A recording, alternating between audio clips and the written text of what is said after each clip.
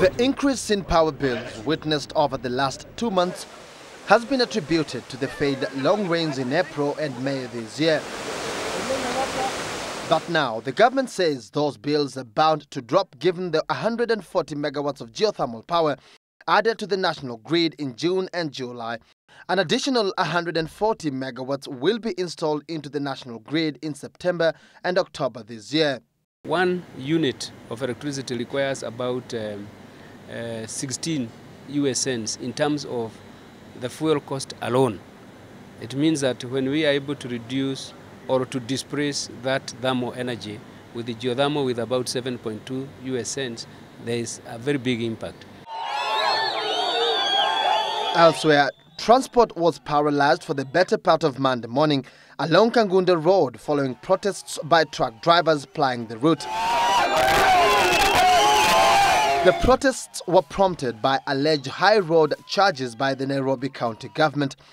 The angry drivers blocked sections of the road and inconvenienced travelers using the route. The drivers, whose core business is transportation of sand, claim that police are demanding 1,000 shillings from them for any trip they make into the city instead of 300 shillings. And in other news, a man in Nyamira was stoned to death by an angry mob for allegedly killing a logger in the area. The agitated residents pounced on the man soon after he alighted from a matatu. The man was reportedly on his way home for a reconciliatory mission when the mob descended on him.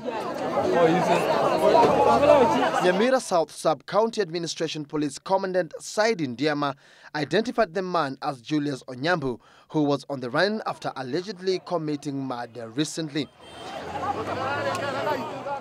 And finally, in Voi, a middle-aged man was lynched by border operators who claim he was part of a 5-man gang that has been attacking motorcyclists and stealing their motorcycles.